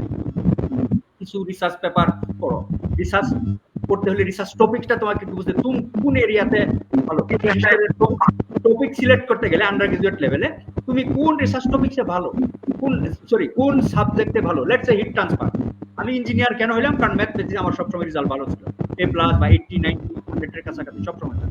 এই জন্য আমি মেকানিক্যাল ইঞ্জিনিয়ারিং বা ইঞ্জিনিয়ারিং করছি। কেউ যদি এখানে হিট ট্রান্সফারের উপর তার result 4 out of 4, meaning that he or she is very good at that subject, so he should select topics in those areas. Topic select করতে যেটা একটা topic is very important for your impact. Global grand challenge area আমি বললাম এখানে there is energy storage is very important. ঠিক similarly তোমার ওই টপিকগুলো, কোন টপিকগুলো এখন গ্লোবাল গ্র্যান্ড চ্যালেঞ্জ টপ 10 এর ভিতরে, এটা খুঁজে বের করতে হবে। এটার উপর আমার আছে ভিডিও আছে, high impact research topics, how to search. টপিকগুলো সার্চ করার পরে একটা রিভিউ পেপার যেটাতে 400-500 রেফারেন্স, রিভিউ পেপারগুলো স্লোলি পড়তে থাকো। এইসব টার্ম তোমাদের জন্য ডিফিকাল্ট, এই টার্মগুলো তুমি এখন চ্যাট জিপিটি বা এআই দিলে ওখানে তোমার খুব সিম্পলিফাইড করে দিবে। আজকে আমি অনেক কন্টেন্ট তৈরি করছি এই চ্যাট জিপিটি, ওখান থেকে সামারি আকারে আমার আনসারগুলো করে দিই। কিছু জিনিস ওখানে বসা পড়ো, what is the meaning of this, কারণ রিসার্চের টার্মগুলো কঠিন, এটা তোমার বোঝা ডিফিকাল্ট হবে। তখন এই জিনিসগুলো ইয়াহু গুগল সার্চ করে খুব ইজিলি আন্ডারস্ট্যান্ড করো, আরো বেশি রিসার্চ করো। যারা বুঝে, লাইক মাইন্ডেড বা যাদের সাথে আছো, তুমি একটা ইউনিভার্সিটিতে আছো, ওখানে যারা রিসার্চ গবেষণায় এঙ্গেজ, তাদের সাথে একটু রিলেশনশিপটা ভালো করো। স্লোলি আমিও তো রিসার্চ করতে চাই, স্যার আমি ভবিষ্যতে হয়তো এই টপিকটা নিব, আমাকে একটু হেল্প করো। বা তার স্টুডেন্ট আছে, তাদের সাথে একটু রিলেশনশিপ রাখো। এই জন্য communication skill, human skill, interaction skill, এগুলো এটা হলো অনার্স লেভেলে যারা করতে চায়, ওখানে ভিডিও আছে। নলেজ বাড়াইতে হবে, এই রিসার্চ করতে হলে আগে নলেজ বাড়াইতে হবে। যে কোনো জিনিস শিখতে হলে আমাদের আগে কি করতে হবে, নলেজ বাড়াইতে হবে। কেউ মাস্টার্স পিএইচডি করতে গেলে আসলে লিটারেচার স্টাডি করতে হবে। তাকে লিটারেচার স্টাডি করতে হবে, বুঝতে হবে ওই জিনিসটাকে। মাস্টার্স পিএইচডি লেভেলের অনেক কন্টেন্ট আমার এখানে আছে, how to right paper, how to right proposal, how to sit for interview, and particularly masters level how to develop an admission proposal. এই জিনিসগুলা ডিপার লেভেলের critical analysis, each and every details in my YouTube channel. Okay, better spend time. How to write original paper, how to write review paper, how to write admission proposal, how to critically analyze your results, interpretation, how to identify novelties. Very deeper level of my 28 years of experience I have already developing all those. Today I can talk on the limited time. Okay? Yeah. Let me drink water. Then I start again for remaining question. দীর্ঘ সময় আমরা বিভিন্ন question answer circle শুনলাম, বিভিন্ন topic থেকে কথা শুনলাম, বিশেষ করে রিনিউয়েবল এনার্জি, তারপর ন্যানো টেকনোলজি। তো আমরা প্রায় অনুষ্ঠানের শেষের দিকে আসছি, তো আমরা আপাতত আর কোনো কোশ্চেন নিব না। কমেন্ট বক্স থেকে দুইটা কোশ্চেন ছিল, দুইটার মধ্যে যদিও দুইটা কোশ্চেন প্রায় আমরা পেয়ে গেছি, তারপর স্যারকে আরেকবার বলবো। একটা কোশ্চেন ছিল যে which country can be competitive for Bangladesh future and why. তো এইটা যদি আপনি এক লাইনে অ্যান্সার দিতেন। আরেকটা কোশ্চেন ছিল রিনিউয়েবল এনার্জি নিয়ে। আচ্ছা, এটা আনসার দিয়ে নেই, ওই আগেরটাতে যাব, আগেরটাতে ওয়ান বাই ওয়ান। আসলে এরকম কম্পারিজন তো আমার একটু লিটারেচার স্টাডি করতে হবে, এক্সাক্ট আনসার আমি বলতেও পারবো না। বাট আমি যেটা মনে করি যে আমাদের দেশের ট্যালেন্ট আছে, রিসোর্স আছে এখানে। রিসোর্স মানে আমাদের এই হিউম্যান রিসোর্স গুরুত্বপূর্ণ জিনিস। এই যে রিমিটেন্সের কথা যদি আমরা বলি, আমাদের জনসংখ্যা তো ইন দেশ রিসোর্স, কাজেই যারা মালয়েশিয়ার এই হিউম্যান রিসোর্সটা নাই, এদের তারা নিয়ে সৌদি আরবের নাই, কাজে এই রিসোর্সকে যদি আমরা ইউটিলাইজ করতে পারি then it will be a resource. কাজে আমাদের মেধা আছে, ট্যালেন্ট আছে। এখন আমি যে কথাগুলো এখানে বললাম যে আমাদের এই ট্যালেন্টকে কাজে লাগাইতে পারলে ফান্ডিং, ইন্ডাস্ট্রি, একাডেমিশিয়া, পলিসি ডেভেলপমেন্ট, তখন আমাদের দেশের কম্পিটিশনে আমি মনে করি যে আমাদের দেশের আশেপাশের যে কয়টা দেশ আছে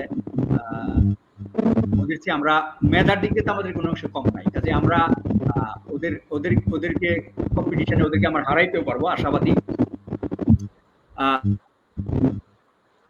বাট এক্সাক্ট আনসার আমার কাছে আসলে ওই কম্পারেটিভ, এটা আমার লিটারেচার স্টাডি করতে হবে, ওখানে টেবল আকারে তৈরি করে দিতে হবে। বাট আমি মনে করি যে আমাদের মেধা আছে, আর এই ধরনের কম্পারিজন আসলে not that much. Next question. Sir, পরবর্তী কোশ্চেনটা দিদি আপনার সাথে অনেকবার ডিসকাস করা হয়েছে। বাংলাদেশ রিনিউয়েবল এনার্জির ব্যবহার কেন এখন সহজলভ্য করতে পারতেছে না বা যাচ্ছে না, এটা কোশ্চেন করছে একজন। না, সহজলভ্য করতে হইলেই রিসার্চ গবেষণা ছাড়া কোনো জিনিস, যেমন নোকিয়া মার্কেটে টিকতে পারে নাই কেন? কারণ ওদের রিসার্চ গবেষণা স্যামসাং এর মতো এত স্ট্রং ছিল। কাজেই রিসার্চ গবেষণা ছাড়া, এই যে আমরা ন্যানো ম্যাটেরিয়ালস এর কস্ট রিডাকশনের জন্য আমরা রিসার্চ গবেষণা করছি, রিসার্চ গবেষণা করে আমরা আইডেন্টিফাই করছি one of the way is to use recycle material. For example, আমরা ম্যাগজিন তৈরি করি, এটার ভিতরে টাইটেনিয়াম দরকার, অ্যালুমিনিয়াম দরকার, কার্বন দরকার। এখানে অ্যালুমিনিয়ামটা ধরো, এই যে তোমার অ্যালুমিনিয়াম ক্যান থেকে আমরা রিসাইকেল ইউজ করতে পারবো। কার্বনটা আমরা যে ওয়েস্ট ম্যাটেরিয়ালস ইউজ করছি, রিসাইকেল ম্যাটেরিয়াল ইউজ করছি, যেইভাবে আমরা রিসার্চ করে একবার আমরা purify very good quality material তৈরি করছি, যেটার কস্ট 10 to 20 টাইমস বেটার দেন চায়নার সোর্স। বাট স্টিল এখনো তোমার প্রশ্ন হলো যে এটাকে লার্জ স্কেল তৈরি করার জন্য স্টিল আমরা ওখানে আমাদের ফান্ডিং দরকার। কাজে রিসার্চ গবেষণা ছাড়া অল্টারনেট কোনো পথ।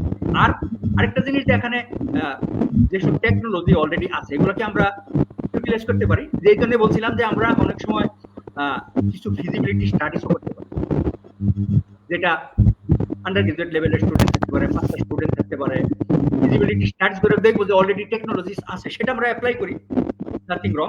ফর এক্সাম্পল, আমার একটা আইডিয়া এখানে আছে যে চায়নার এনার্জি স্টোরেজ, কিন্তু এই গবেষণাগুলো হয়তো কেউ করে না। কোনো একটা ইন্ডাস্ট্রি যদি একটা প্রজেক্ট নেয়, এই চায়নার এনার্জি স্টোরেজ স্মল স্কেলে যদি নিয়ে একটা দেখে যে still this is reasonable, feasible, these types of research also we need, but these are again still need funding. Okay, we need to bring something from China, we need to appoint someone, we need expert. So again, we need feasibility studies, we need some preliminary studies, we need to involve for long term research. Okay, so local materials also can be utilized to develop materials. Okay, so these are the ways to this is not one day solution, it is a long term solution. If you want something within short period of time, I think those are the still some of the technologies, some of the resources are there. Maybe this can be whether this is feasible or not. This way, I think we can try something for short term benefit as well. I hope that answer your question. ধন্যবাদ sir অনেক সুন্দর উত্তর দেওয়ার জন্য। তো আমরা সেদিকে চলে আসছি। সবচেয়ে বেশি সবাইকে অনেক ধন্যবাদ, আমাদের সাথে ছিল দীর্ঘক্ষণ, আমাদের কথা শুনছে, স্যারের কথা শুনছে। আর স্যারকে অনেক ধন্যবাদ, তিনি অনেক দীর্ঘ সময় আমাদের সাথে ছিলেন, প্রায় 1.5 ঘন্টা হয়ে গেছে। আর অনেক সুন্দর আমাদের রিনিউয়েবল এনার্জি নিয়ে কথা বলছেন এবং ইন্ডাস্ট্রি ক্রাইসিস এবং অল্টারনেটিভ সলিউশন কি হইতে পারে।